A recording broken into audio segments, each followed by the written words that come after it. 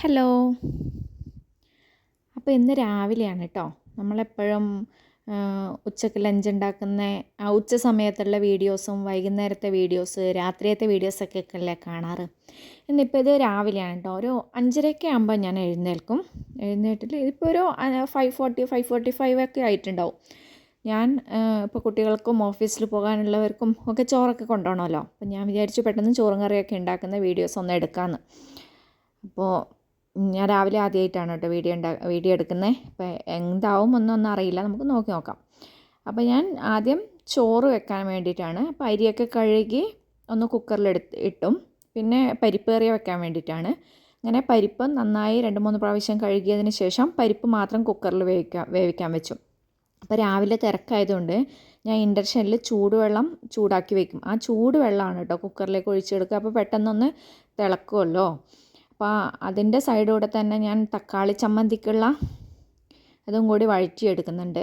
തക്കാളി, നീരുള്ളി, ഇഞ്ചി, വെളുത്തുള്ളി, പച്ചമുളക്, ചുവന്ന മുളക് അതൊക്കെ കൂടി ഒന്ന് വെളിച്ചെണ്ണയിൽ വഴറ്റിയെടുത്ത് അത് മാറ്റി വെച്ചു. അതൊന്ന് ചൂടാറട്ടെ. ആ സമയത്ത് നമ്മൾ പരിപ്പൊക്കെ വെന്തു. അപ്പോൾ അതിലേക്ക് ഞാൻ എണ്ണ ഒഴിച്ചു, കടുക് പൊട്ടിച്ചു, ജീരകം കൂടി ഇട്ടു കേട്ടോ. അപ്പോൾ നല്ലൊരു സ്മെല്ലാണ്. ജീരകം ഇട്ടു. പിന്നെ ഇഞ്ചി, വെളുത്തുള്ളി, പച്ചമുളക്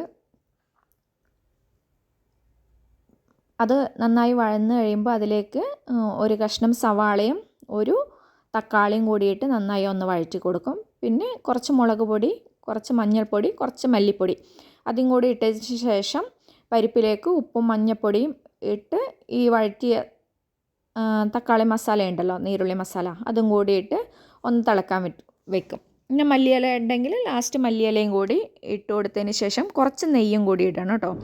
അപ്പോൾ ഞാൻ തോരനൊന്നും വെച്ചില്ല. അപ്പോൾ ബ്രിഞ്ചാൾ ഇരിക്കുന്നുണ്ട്. അപ്പോൾ അത് ഭയങ്കര ഇഷ്ടമാണ് ഫ്രൈ ചെയ്താൽ. അപ്പോൾ അതൊന്ന് നന്നായി കഴുകിയതിന് ശേഷം ഉപ്പ്, മുളക് പൊടി, മല്ലിപ്പൊടി, മഞ്ഞൾപ്പൊടി അതൊക്കെ ഇട്ട് ഒന്ന് മിക്സ് ചെയ്ത് വെക്കുന്നുണ്ട്. ഇതിലും ഞാൻ ജീരകം ആഡ് ചെയ്യും കേട്ടോ. അപ്പോൾ അതൊരു മീൻ പൊരിച്ചതിന് പോലെ ഇരിക്കും എന്നൊന്നും പറയാൻ പറ്റില്ല, എന്നാലും അടിപൊളി ടേസ്റ്റാണ്. അപ്പോൾ എല്ലാവരും ഒന്ന് ഉണ്ടാക്കി നോക്കൂ കേട്ടോ.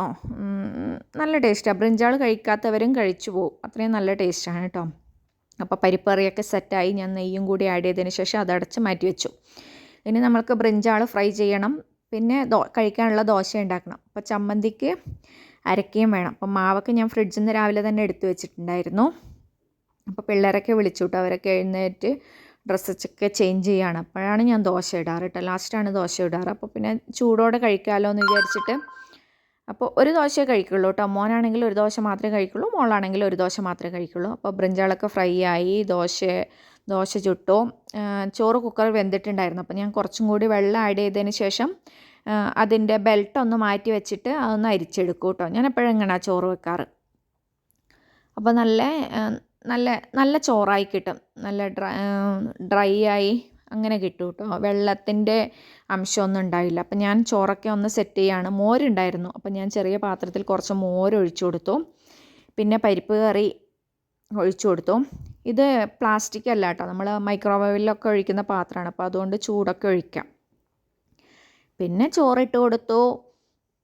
നമ്മളുടെ ബ്രിഞ്ചാളും കൂടി ഇട്ട് കൊടുത്താൽ അവരുടെ ചോറ് റെഡിയായി. പിന്നെ ഞാൻ സ്നാക്സ് കേക്ക് ഉണ്ടായിരുന്നു. കേക്കും പിന്നെ കുറച്ച് ഫ്രൂട്ട്സും കൂടി സെറ്റ് ചെയ്തു. അത് ഇതിൽ കാണിച്ചില്ല കേട്ടോ. അപ്പോൾ അതും കൂടി സെറ്റ് ചെയ്തു. രാവിലെ ഭയങ്കര തിരക്കാണ്.